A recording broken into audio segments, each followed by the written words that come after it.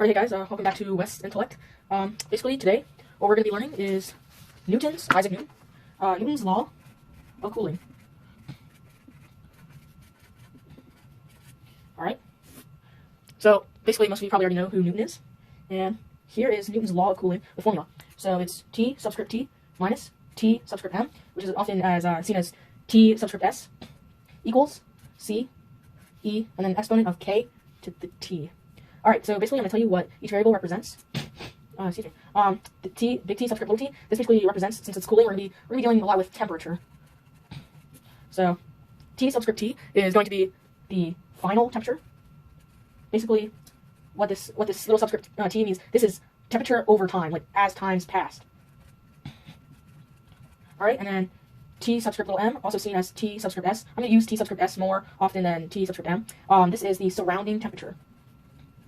So this is what, in most problems, you'll have the blank was put in here with a surrounding temperature or a temperature constant of blah, blah, blah, and that will be your T subscript S. And now C, this is important, you'll be writing it as T subscript O, or 0, minus T subscript S, which is seen here, the surrounding temperature. So you'll always see C, or the variable C, written as T subscript S, or T subscript 0 minus T subscript S. So T subscript 0 is very simple, it's just the initial temperature minus T subscript S, which is the surrounding temperature, so T subscript S. So now you're going to have E, which is just E as a constant. That's just a variable used. Most commonly, it's approximately 2.71. But you're just going to leave it as E, and you'll be able to see it in the calculator. It's right above the division. It's second division, so that will be helpful. And then, so in your exponent, you're going to have K, which is your rate. And this can be a decimal, or this is a decimal, and it can be positive or negative. And then your T is obviously time. So in the problem that I'm going to go through, we're going to be solving for one of these 1, 2, 3, 4, 5 variables. So you're going to be rewriting this every single time that you use Newton's law of cooling. Okay, let's continue on. Let's try a problem. Alright, so make sure you have a calculator handy, because that's going to be helpful. So you're just going to rewrite the problem right here. So we're going to do the cooling time of a pizza.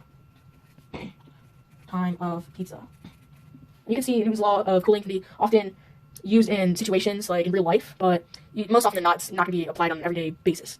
So basically we're going to have a pizza baked at 450 degrees, is removed from the oven, at 5 p.m. Alright? Into a room that is a constant 70 degrees.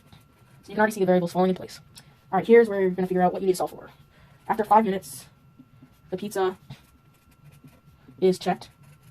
Sorry, it's a long paragraph.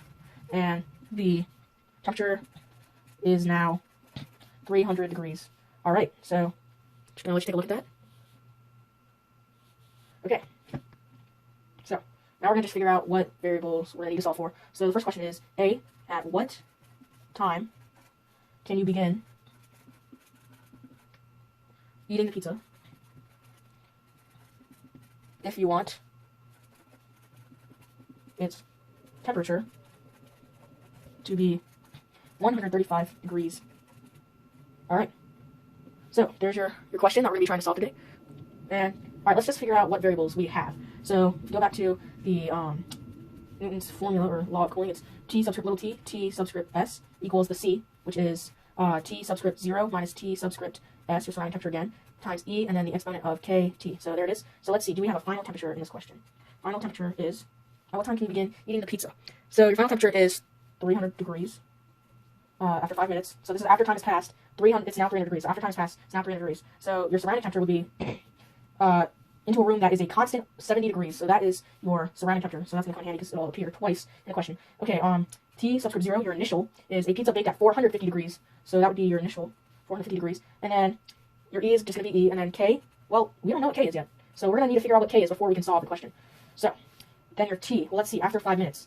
So using the information we have, we're going to figure out, here, let's see if I can prop it up here, or something. Alright, so we have Newton's law of cooling. It's helpful if you memorize this, just to let you know. Helps me in my Precalculus class. Alright, so basically, I'm going to take the information we have and we're just going to start plugging in. So your initial, or your final volume, or temperature is 300 degrees, minus the 70 degrees, which is the constant surrounding temperature. And then your initial, which is 450 degrees, your surrounding temperature again. And you'll see that these numbers will always be the same. 70 degrees, 70 degrees. Well, it won't always be 70 degrees. It'll be the same quantities. It'll be surrounding temperature is always going to be the same. All right, so times your E, which is constant, and your rate is what we're trying to figure out. So we're going to give us K. So now we're going to have T for time in the exponent, which is, 5 minutes. So that should be 5 minutes. All right, so now you're just going to start simplifying. So actually, before you do any of this, make sure you know your logs, your exponentials, and their relationship, these are inverses. Your natural log, which is ln, and that how it turns into, you can turn E into a natural log, how these are different, or equal. All right, so we're inverses. So then you're going to go 230 degrees minus your 300, or equals your 380 degrees, because you're just doing simple math, times E. You don't have to have these degree marks. I don't know why I'm doing that. And then K, which is your variable you're trying to solve for. And then 5. So most of you probably want the 5 before the K.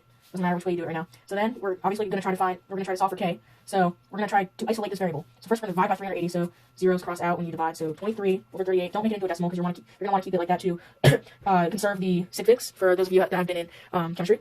So then you're going to keep your E and then 5K, same thing as K5. All right, so now this is when natural logs and inverses are going to kick in. So basically you're going to take this is obviously going to change into an ln, your E, because you're trying to solve for your K. So you're going to make this is from an exponent, and then you're going to get into a natural log to solve for K. So ln, and then 23, 38 will become your base, equals, and then 5K, the exponent, comes down.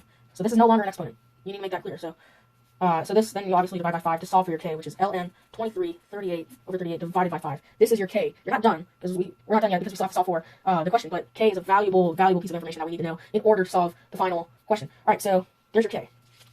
All right, we can just take that back under. Okay, now we're going to go to the essential question. So let's rewrite the information we have now. So according to this, we have the final volume is going to be, what time can you begin? So time, obviously, is asking what time. So time is going to be the variable we're trying to solve for. Can you begin eating the pizza if you want its temperature to be 135 degrees? So that's going to be your final temperature. So now we realize we have this, which is our final 135 degrees, as it said right there. Then we have, what do we have next? We have the surrounding temperature, which is just a constant of 70 degrees, as said in the information provided. And then the initial temperature, which is 450 degrees, given to us already. Most of this information is already given to us. And then the K is, well, we solved for K. What was that? It was K equals, and make sure you keep it in this log form. You don't want to get a, although it looks very messy, you don't want to get a decimal because then you could lose sig figs, and that's going to alter your overall answer. And you don't want that to happen, especially when you're dealing with temperature, because the decimals can differ between what you round to. So that could get you off by a complete degree, which would get the question wrong. So your time now is what time? Oh, we need to solve for time. So basically, we're just going to rewrite. It's a lot of rewriting the formula, but eventually it all works out. So you're going to have your C, which is the initial minus the surrounding, and then E, K, T. All right, so what do we have here is we start plugging in numbers. 135 minus 70 equals 450 minus 70, excuse me. E and K, which this is going to be very sloppy. I'm just going to give you a heads up right there. Over 5. This is all an exponent, by the way. And then T. You don't know what T is yet. We're solving for that. So 135 minus 70. Well, that's obviously 65 equals 380. And then the E stays the same, and this is going to be sloppy again. 38 over 5. This is all over 5. The whole natural log is being divided by 5, just to let you know. Sorry, this is all an exponent, but it kind of got sloppy. All right, so now you're just going to divide by your 680 to try to isolate the variable, or so that you can get it in the form of an exponent by itself. So now you're just going to have here, we're trying to get more in the exponent divided by 5t. All right, now back to what we realized about inverses. And so here it is an exponential, and now we're just going to turn it into log form. So the E, this becomes by itself. So the E, these two values switch, and this becomes the base, 380 equals, and this just comes down as a normal value, divided by 5 times t. So now this is times t. This is not an exponent. This is just a quantity equals a quantity. So now you're going to want to isolate the variable, and you can just do that by multiplying by the inverse, 23 over 38.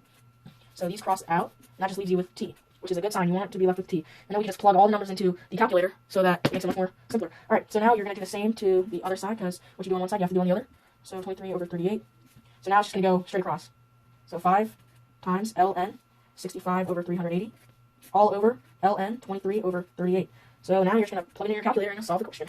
Go solve for your time. All right, I'm going to see if you can try to get it in there. Probably not. So basically, you're just going to, first, you're going to want to do 5 times ln 65 over 380, just to make it more simple. So 5 times ln, which is over here, the natural log, 65 divided by 380 equals, you'll get a negative 8.82 with a bunch of other numbers. And then you're going to divide by ln, the natural log of 23 divided by 38.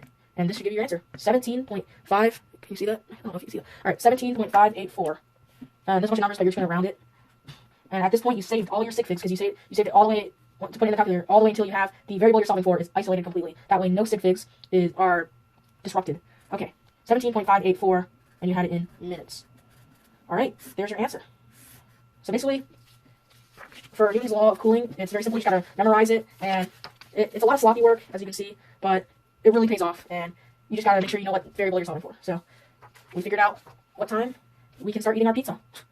That's great. So next time you're at a restaurant, you can time yourself, or you can figure out how long it's gonna take. If you ask the chef how long it's gonna take for it to cool, you could just get the information, plug it in, and see when the right time is to eat pizza. All right, thank you guys. That was Newton's Law of Cool, and thank you for watching my video. Please subscribe, rate, and comment. I'm trying to find my first slide. There's so many papers here. Yeah, there it is at the bottom. Thank you for watching Wes Intellect, and you guys have a great day. All right.